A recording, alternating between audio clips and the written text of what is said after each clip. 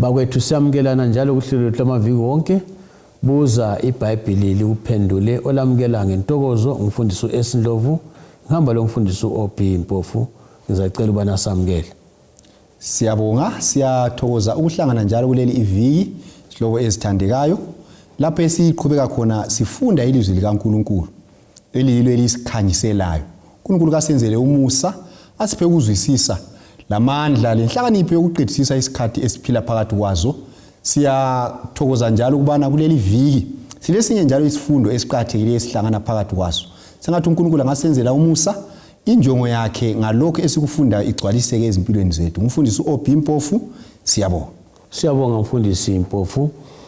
Ngithanda ukubana singakangena esifundweni balaleli ngiphinde inombolo zocingo ezamaviki wonke. Lolu gwalo ngilunika lina mahala kungela mbadalo, luzothiwa the great controversy kumbe impikiswano enkulu phakathi kukaKristu loSathane. Yilugwalo lokuchasisela kakuhle kahle ukuthi indaba lesikhuluma ngayo ihamba kanjani, indaba eqhakathekileyo encwadini kaSambulo. Ingamba zami zocingo nxa ufuna lolu gwalo u0718444196. Vumani ke singene esifundweni. Mfundisi Mpofu, lamhlanje sikhangela uSambulo 16. Sizafunda indima yokuqala siye kuma kweka 11.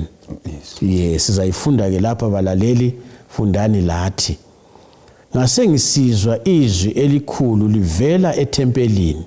Lithi kuzo izingilosi eziyisikhombisa, hambani nithululele emhlabeni izitsha eziyisikhombisa zolaka lukaNkulunkulu.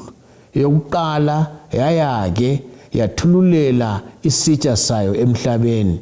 Kwase kuvela isilonda esibi esinobuhlungu kubantu abanophawu lwesilo nabakhuleka kumfanekiso waso. Neyesibili yathululela isitsha sayo elwandle lwaseluba igazi elinjengo lofileyo, nakho konke okuzwayo ngokuphilayo olwandle kwafa. Neyesithathu yathululela isitsha sayo emfuleni nasemthonjeni yamanzi, kwase kuba yigazi. Ngezwa ingilosi yamanzi ithi, ulungile wena okhona nowawukhona ongcwele, ngokuba wakunquma lokho, ngokuba bachitha igazi labangcwele nelabaprofeti, wabanika kuba baliphuze igazi bakufanele.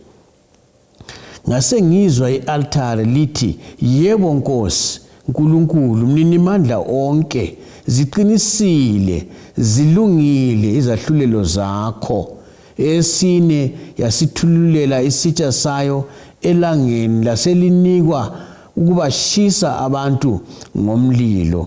Abantu bashiswa ngokushiswa okukhulu, kepha bahlambalaza igama likaNkulunkulu onamandla phezu kwalezi zinhlupho, kodwa abaphendukanga kuba bamdumise. Verse 10. Eyesihlanu yathululela isitsha sayo esihlalweni sobukhosi sesilo, nombuso waso wenziwa mnyama, baluma izilimi zabo ngenxa yobuhlungu. Futhi bahlambalaza uNkulunkulu wezulu ngenxa yobuhlungu babo nangenxa yezilonda zabo, kepha abaphendukanga emsebenzini yabo. Nasi indaba mfundisi.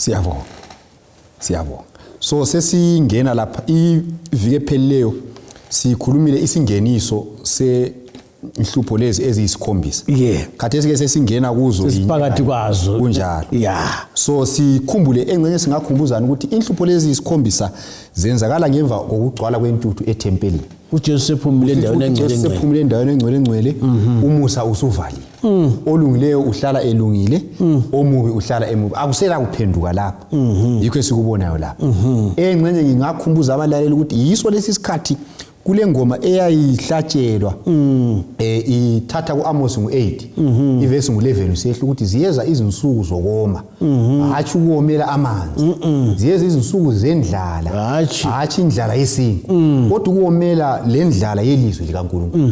Nxa sisungula lapha kubalaleli ngiyakhuthaza ngoba ilizwi leli silifunda ngokukhululeka kathesi ngesikhathi lesi liyabe lingasekho umuntu uyabe ngasoke uyafisa nje ukuthi elizwe kodwa kuyabe kungasekho so kuqhathekile ukuthi ilizwi leli siligagadlele silisebenzise isikhathi lesi singakafiki umusa usavuliwe ungaya kuJeremiah ngale chapter 8 iverse 20 kuthiwa abanye bazathi ihlobo selidlulile kodwa kasisindiswa ijo njalo so sikhuluma ngesikhathi ongeke wafisa ukuba ingcenye yaso kumbe sikhuluma ngezinhlupho ongeke wafisa ukuba ingcenye yaso izinhlupho eziyisikhombisa ungakadluli mfundisi ngamafitshane abantu nxa kulenala kabalandaba lokudla kunjalo bakhumbula ngesikhathi sendlala kunjalo kunjalo kade sinala ilizwi likaNkulunkulu kunjalo so abahlakaniphileyo ngesikhathi senala bayasibekela begcinela isikhathi sendlala bayenza njengobunyonyo kunjalo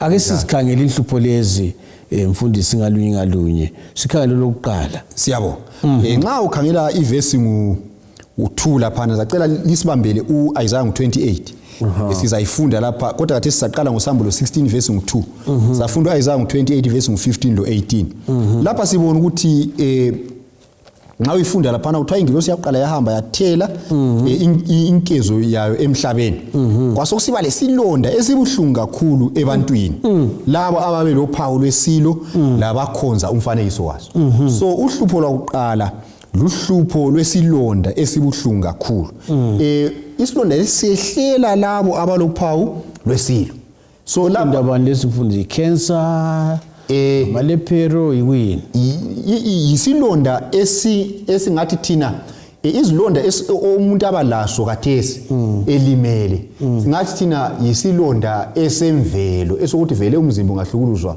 uyalimala kodwa lesi ke sokuyisilonda esiza sibonakaliso sokuthelwa kolaka lukaNkulunkulu so kwenzela yisilonda esingavamanga ebantwini ngoba isilonda esiyakuza kuphela ngesizathu esokuthi umusa usuvaliwe ngakho mfundisi ngithi isilonda lesi asikhulumi ngokuthi umfanekiso lapha ke isilonda londa sibili asomfanekiso esiyahlasela umuntu lapha kukhulunywa ngoba angithi sikhuluma ngejudgment kaNkulunkulu ngoba sikhumbule eGibhithe kakhulu amathumba lana aye ngamathumba iyakhwindaba yamathumba kuExodus 9 verse 8 siyakuthi ngeke kuyisilonda sibili esizwisa umuntu ubuhlungu sokuqhathekile ukuthi khona lokho sikugcizelele ngoba omunye ngathi encenye amathumba izilonda lezi kukhona okunye zikumele hayi lezi izilonda sibili eziba senyameni yomuntu futhi zibuhlungu asijana zibuhlungu ngendlela akula ongathi seke waba laso isilonda esinjalo futhi angiboni udokotela ngaselapha kakhulu ngoba izilonda esibalazo kathesi zibuhlungu kodwa zixubeni lo musa kaNkulunkulu uNkulunkulu uyangenela ubuhlungu buyana bungabi bungasiphulela kodwa lesi isilonda kasisaxutshaniswanga lo musa kaNkulunkulu ngoba umusa usunjani uvaliwe kukhona inofuna ukutsho khona phana singakhangela uIsaiah 28 iverse 15 lo 18 kukhona lapha esincedisa ngakho la Isaiah 28 verse 15 lo 18 ngokuba nithe senzile isivumelano nokufa sivumelene nendawo yabafileyo lapho isiswebhu esikhukhulayo sidlula asikusehlela thina ngoba senzile amanga abe isiphephelo sethu sicatshile phansi kwenkohliso Telo 18 yes futhi sivumelano senu nokufa siyakuchithwa nokuvumelana kwenu nendawo yabafileyo akuyikuma lapho isiswebhu esikhukhulayo sidlula niyakunyathelwa phansi yiso ngiyayithanda lethi ithwa isiswebhu so i-judgment isiswebhu so abantu laba bathi bona hayi thina sithemba ukufa bathi siphikisana lentando kaNkulunkulu sithemba ukufa kodwa uNkulunkulu uthi hayi ukufa kubuye usoze kubuye kathesi ukufa isaswebhu siyaqala sibuye kini hey so yingqondo abantu laba okwenza uNkulunkulu athumele Jesu lezi isikhombisa ukuthi abantu bethi thina siyabona siza kufa kodwa uNkulunkulu lokhu kuyathelwa abantu laba besaphila so yikho lapho sithi yena isaswebhu lezi lithi zasibalekela sizabuya kini lisaphila lingakayi endaweni yabanjani yabafileyo so yiyo indlela uNkulunkulu ngoba abantu badinga indlela ezokonela uNkulunkulu kodwa babalekele ukujeziswa kodwa ukuthi hayi alisoze libalekele ukujeziswa alisoke liphunyuke yikho ukuchasiswa lapha ngoIsaiah 28 indaba emangalisayo so esakuqala sikhuluma ngezilonda ezibuhlungu kulabo abamukela uphawu lwesilo ungakadluli mfundisi ngiyabona ngani kukhona okunye khonapho ukuthiyo ukuthi hayi okuqala ngabona kawatsho ukuthi bathuka uNkulunkulu izabuya phambili nazi lokho eziqhubeka yini sikhangele esibili kunjalo esibili lapha ithi yona ingilosi yesibili yathelwa inkezo yayo elwandle ulwandle lwaba ligazi njengomuntu ofileyo njalo konke okuphilayo elwandle kwafa so lapha sibona amanzi eseguquka esiba ligazi engcenye lingasibambela uExodus ngo7 esithole ukuthi ngoba umunye ngathi kungenzakala njani ukuthi amanzi aguquke abe ligazi into engayenzakala yona le empilweni so uExodus angasincedisa siqalisele kuverse 9 sizayibala khona lapha encesibala amavesi amahlanu isichasisele siyathola isibonelo salokho okwenzakala ngesikhathi eGibhite Exodus 7 iverse 9 siqalisele kuverse 9 verse 9 sekuma kubani enqesi ngaya kuma ku13 nxa uFaro ekhuluma kini ethi zifakazeleni ngezimangaliso uyakusho kuAaron ukuthi thatha induku yakho uyiphonse phansi phambi kukaFaro ukuze iphenduke inyoka uMose noAaron bangena kuFaro benza njengalokho uJehova ebayalile uAaron waphonsa phansi induku yakhe phambi kukaFaro naphambi kwezinceku zakhe yaphenduka inyoka khona uFaro wabiza ihlakaniphi ngabona lenge enqesi ngayiqa siye ku15 le ichazisa nje ukuthi indaba yentonga besafika kuFaro siye ku15 yana kuFaro kusasa ekuseni bheka uyaphuma ukuya emanzini yima ogwini lomfula ukumhlangabeza induku eyaphenduka inyoka woyiphatha ngesandla sakho wothi kuye uJehova uNkulunkulu wamaHebheru ungithume kuwe uthi bavumele abantu bami ukuba bahambe bangikhonze ehlane bheka kuze kube manje awubavumelanga uJehova usho kanje uthi ngalokho uyakwazi ukuthi nguJehova bheka ngenduku esesandleni sami ngiyakushaya phezulu kwamanzi asemfuleni aphenduke igazi ngakuma ku19 izihlahla ezisemfuleni ziyakufa umfula unuke abaseGibhite bayakunengwa ngokuphuza amanzi emfuleni uJehova wathi kuMose yisho kuAaron uthi thatha induku yakho welule isandla sakho phezulu kwamanzi aseGibhite naphezulu kwemifula naphezulu kweminonjana yabo naphezulu kweziziba naphezulu kwamachibi amanzi abo onke kuba aphenduke igazi kube khona igazi ezweni lonke laseGibhite ezitsheni zemithi nasezitsheni zamatshe siyabonga nxa ungayibala usiyafika ekucineni iza kuthi ukuthi khona lokho kwenzakala so lapha sifisa ukuthi sigcizelele ukuthi amanzi azaguquka abe ligazi elwandle lapha siqala ngolwandle lapha ukuthi amanzi elwandle ayaguquka abe ligazi isibonakaliso esesibili lesi kumbe isijeziso esesibili so lapha sinanzelela ukuthi njengoba kwenzakala eGibhite usinika ubufakazi ukuthi kuyakwenzakala so iBhayibheli lithi yona amanzi la ayaguquka abe ligazi olwandle ngitsho lakho konke okuphila elwandle kuza kufa so kusithi ukuthi kuzafika isikhathi emhlabeni lapho abantu ababi abazaswela khona amanzi okunatha uzathola ukuthi nxa sisiya kwesesithathu iza kuveza ngempela ukuthi akusoze kuphelele elwandle kuphela kodwa kuzasondela ngithola semthonjeni yamanzi lapha eGibhite kwahle kwayenziwa ka1 ukuthi kuthiwa ngithola amanzi asezitsheni amanzi ayikhiwa emthonjeni zonke indawo so ngendlela kwaguqulwa amanzi elwandle abaligazi so lapha siyabona ukuthi kuhle ukuthi nxa uNkulunkulu ekhuluma encenga abantu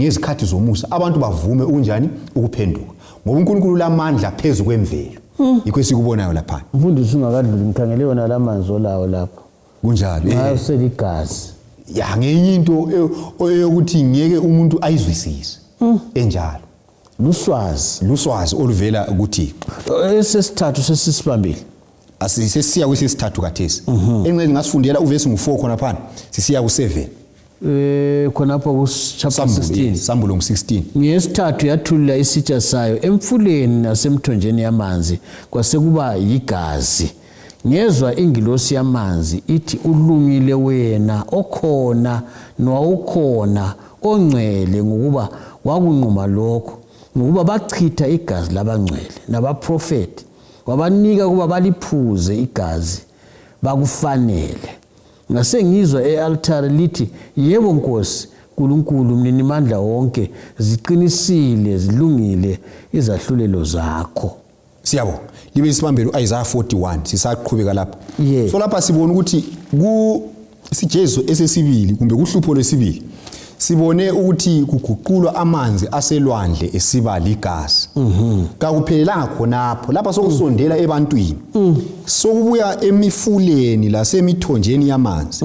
Lawo aguqulwa aba ligazi. So usitsho ukuthi lapha imithombo yalapha abantu abanatha khona yaguqulwa yaba ligazi. Kungani uNkulunkulu esenza khonokho? Iyachasisa laphana isizathu iBhayibheli lithi yona ngenxa ukuthi abantu laba bachitha igazi labangcwele babulala abangcwele bengela cala bathi bona bafuna igazi so ngesizathu sona leso baphiwa igazi ukubana banathi yisehlakalo esiyakwenzakala hathi ngokomfanekiso kodwa kuyakwenzakala ebantwini ababi abahluluza abangcwele bakaNkulunkulu kumbe abamukela uphawu lwesibili ukuthi amanzi azaguqulwa abe ligazi banathi igazi indlela mfundisi nxa sikhuluma lapha ngomfanekiso ngelihlo lengqondo siyakubona ukuthi umuntu uyavula impompi kunjalo igazi kunjalo ngoba abaqonda hathi nesemadolobheni lapha akusoze kusithini imanzi ka city council asozabe ligazi kodwa imithombo yonke zonke indawo amadamu ungacabanga unathwa khona ayaguquka vula impompi uphuma igazi kunjalo ngenxa yegazi kodwa igazi leli ababelichitha mfundisi ngabantu ababelichitha bethi bachithela uNkulunkulu kunjalo ngabantu ababesithi bona bangamaKristu kodwa sebekhohlwa ukuthi ivangeli lesiKristu kalibambi umuntu ngodlame ungabona umuntu esebanjwa ngedlame ukuthi ungabona umuntu esithi umele uNkulunkulu kodwa ebulala abantu esithi babulalela ukuthi abakhonzi uNkulunkulu sokulohlupho ngoba uNkulunkulu uyahlonipha ukukhetha kwabantu besikhangela uhlupho lwesini ubethe ngibala uIsaiah 41 sibala uverse ngu7 lo18 uverse ngu7 lo18 uverse 7 uIsaiah 41 uthi yena ngaba yole Isaiah 41 verse ngu7 umbazi uqunga umkhandi isibindi iyo le yes nololonga ingesando uqunga oshaya isikhandelo isibindi ethi ngokunamathelisa kuhle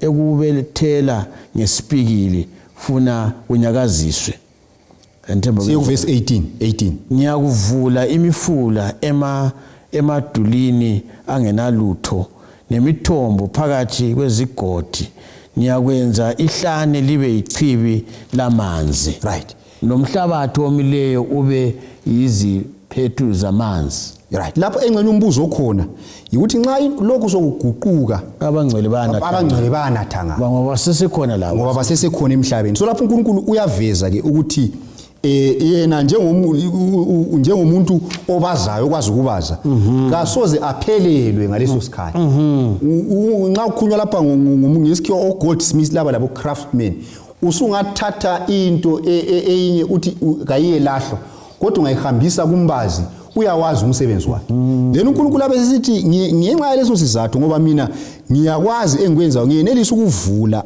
imifula endaweni ezilugwadule uverse 18 utsho njalo lapha ngiyavula imifula endaweni elugwadule ngiyavula imithombo ezigodini so abangcwele kabasoze baswele amanzi nxa amanzi engaguqulwa abe ligazi kodwa labo abathembekileyo kuNkulunkulu amanzi abo azabe ekhona ngicela ukuphinda lapha mfundisi uIsaiah 33 verse 16 mbona ikhona lapha uthi yena uyakuhlala ekuphakameni izinqaba zamadwala zibe isivikelo sakhe aphiwe isinkwa sakhe amanzi akhe athembeke kunjalo ngabangcwele lapha abasoze baswele isinkwa abasoze baswele amanzi bazawaphiwa amanzi abo kunjalo Asikhange sesikhangela uhlupho lwesine kunjalo uvesi ngu8 uvesi u8 lo9 uhlupho lwesine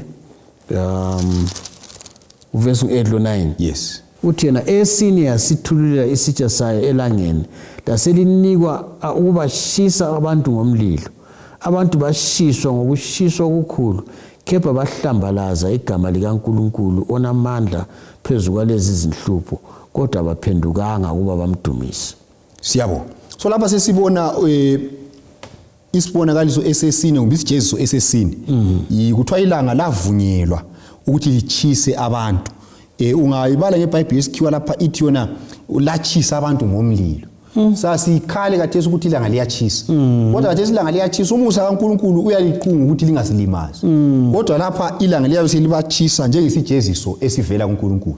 Uzachisa ngendlela engakazi ibe khona. Sike sakuthinta lokuthi izahlulelo lezi kazizi kuzokwenza ukuthi abantu baphenduke. Ungayibala lapha uvesi ngu9 iyakutshela ukuthi abantu laba ngabazange baphenduke njalo ngabazange badumise uNkulunkulu. So ngezinye indlela kakuyenzela ukuthi baphenduke indlela kaNkulunkulu eyokubatshengisa ukuthi kangithokozanga ngezenzo zenu elizenzileyo emhlabeni. Ngoba sikhumbula ukuthi abantu laba bazabe bezenza bona abanikazi bomhlaba wabusayo bazabamba abantu ngodlame ukuthi bakhonze isilo. So uNkulunkulu lapha usebatshengisa kumbe sebatshela ukuthi mina yimi engilawula imbali yomhlaba.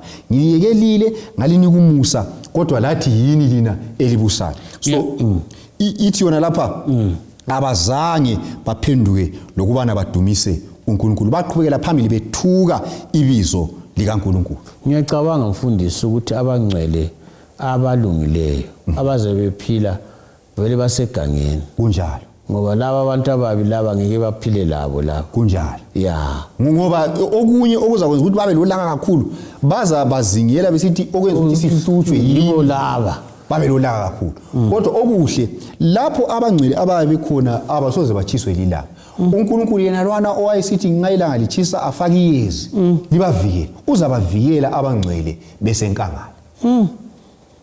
Angazi ukuthi abafunda ngeze science bathini ngelanga ukuchisa kwalo lokho ukuthi anti ngizwa kuthiwa lingasondezwa nje kancane lapho siyancibilika so angikwazi lapho liyabe lisondeze kangakanani